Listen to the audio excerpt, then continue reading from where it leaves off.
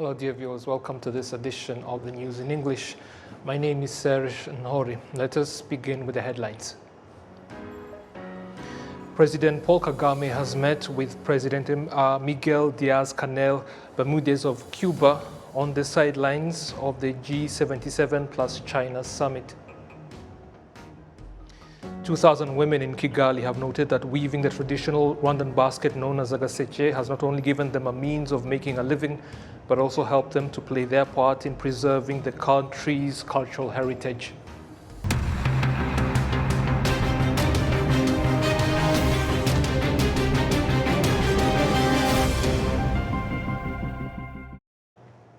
Now the details. Thank you for taking the time to join us. President Paul Kagame has met with President Miguel Diaz-Canel Bermudez of Cuba on the sidelines of the G77 plus China summit. They had a friendly exchange on the shared history of both Rwanda and Cuba, including President Kagame training in Havana 36 years ago as a Rwandan refugee living in Uganda. The heads of state agreed to further strengthen bilateral ties, including in the sectors of education, health, and trade. A group of 30 people are touring the East African Community member states in an annual tour aiming at raising public awareness and visibility of the EAC programs and fostering integration process. We have the details with Prince Manzi. This tour was kicked off in Uganda on the 1st August 2023 and proceeded to Kenya, Tanzania and Burundi. They entered Rwanda through the Nemba border between Rwanda and Burundi. They will leave Rwanda, proceeding to Uganda where this tour will be concluded.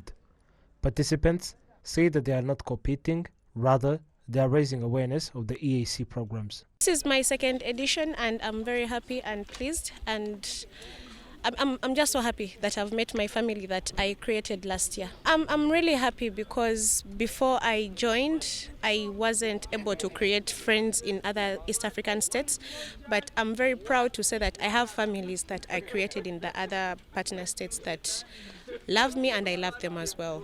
When I go to their country, it's like my home country.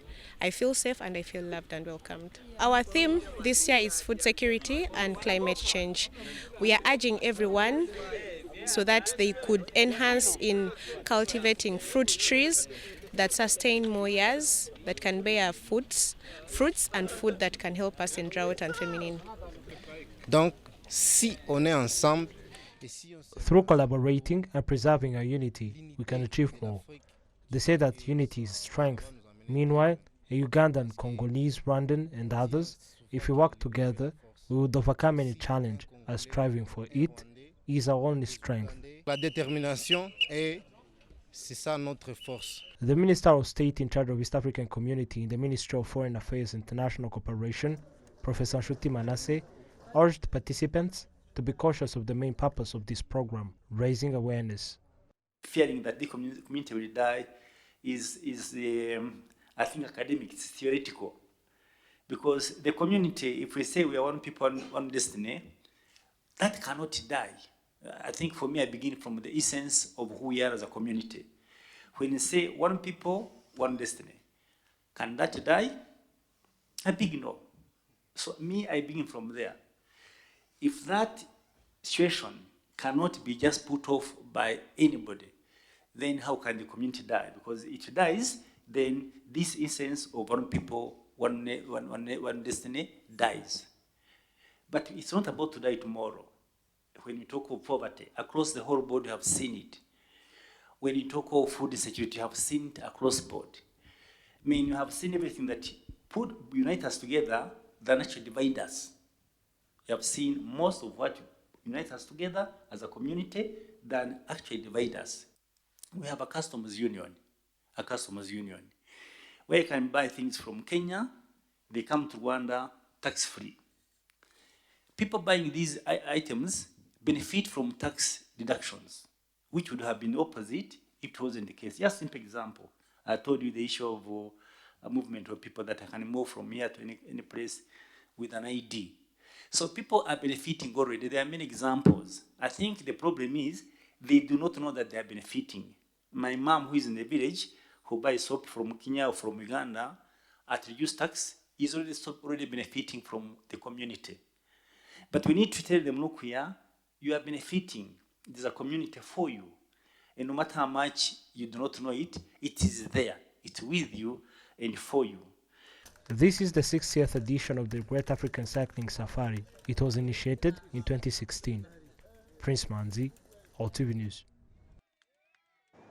2,000 women here in Kigali have noted that weaving the traditional Rwandan basket known as a gaseke has not only given them the means to make a living, but also helped them to play their part in preserving the country's cultural heritage. The women involved in the activity belong to all age groups, and each woman is usually able to weave 10 baskets per month worth 100,000 Rwandan francs, very popular both here in Rwanda and abroad. Many of the women are former street hawkers that now make a living off their weaving skills and are part of 50 cooperatives. Staying with artisans, artists here in Rwanda say they need assistance in making their creations known abroad. Those we spoke to said they are passionate about their abilities, but that it can also be difficult for them to make a living from their profession without doing anything else to supplement their income. They believe expanding their market to include countries abroad would help to solve this problem, and that the government is in the position to make it happen. The more experienced and successful among the artists, however, have urged their colleagues to work to address their own challenges and use their available resources to overcome them before seeking help elsewhere, and are encouraging younger artists not to be afraid to pursue the profession because it can be very lucrative when done right. The private sector in Rwanda has demonstrated that the industrial sector is gradually developing, and manufacturing products that are usually imported.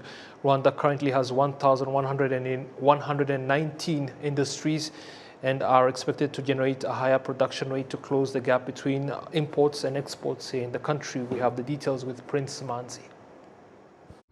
The industrial sector thirdly contributes highly to the country's GDP after the service and agricultural sectors.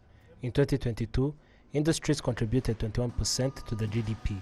This is an addition to a speedy establishment of industries, whereas in Masoro Special Economic Zone, there are 150 industries employing 15,000 people. Some of the entrepreneurs say that for the usually imported goods are currently found locally, it is also a benefit.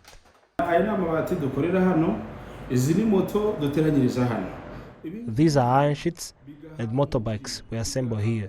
It is advantageous to residents as they used to go to China or even wait for months to get their products. Currently, they have a solution locally. The statistics from the Rwanda Central Bank demonstrate that in 2022, Rwanda exported $2.9 billion worth of goods from $2.1 billion in 2021. They imported were $5 billion worth in 2022 from $3.9 billion in 2021. This results into a gap of 12.7% between the import and export rates. Industrialists say that there's a remarkable step achieved in this sector, even though there's a lot to do. We still have a long way to go, but again, what we are able to do locally are a lot. And now we have a lot of industries manufacturing what was used to be found outside the country. The Ministry of Trade and Industry demonstrates that in Rwanda there's 1,119 industries, 119 are large, 686 are medium, and 314 are small industries.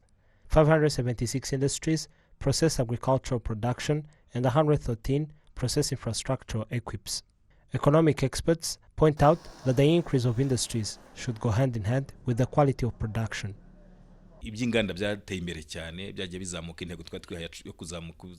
The aim the government had of increasing the industry's rate by 70% was achieved and surpassed. The established economic zone is full. There's a study of another phase, but the quality produced is not fit on an international level. What is to consider now is to increase the quality of what we produce that are on an international standard. 30 industries are expected to be established across the country with an investment worth $390 million and deploy 2,000 people. Prince Manzi, RwandaTV News.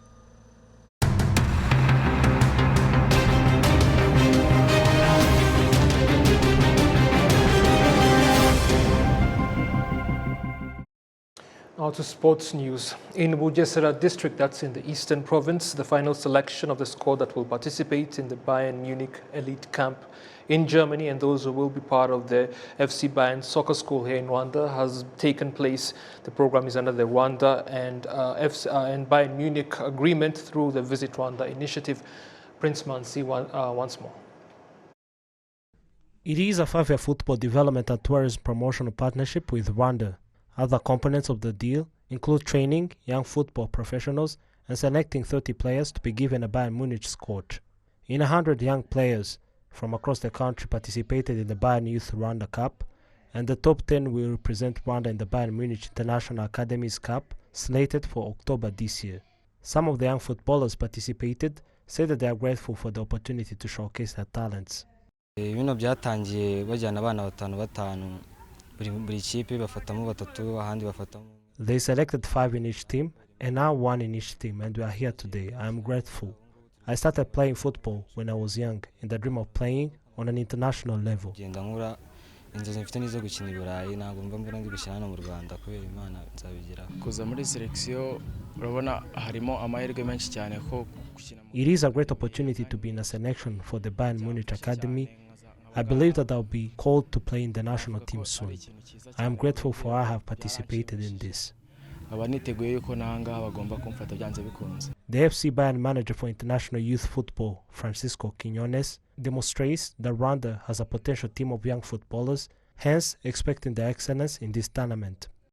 I'll give you an example of a team that was new last year. Argentina was the first time and they came out 3rd place, you know. And maybe they did not have the most technically skilled players, but they had a lot of heart and passion, you know, and a will to win, and that's how they got an amazing result. So yeah, then again, the team in Rwanda will be training with the academy director Ben Hima. So they'll also be trained by a Bayern coach. Hopefully they'll kind of play our style of football and yeah, our expectation. The trainers of these children locally demonstrate that there's a program of detecting all these talents for proper developing them, and this includes even those that will not be selected in the Bayern Munich program. That's the news for now, but stay with Rwanda Television because the programs do continue. Thank you for joining us and goodbye.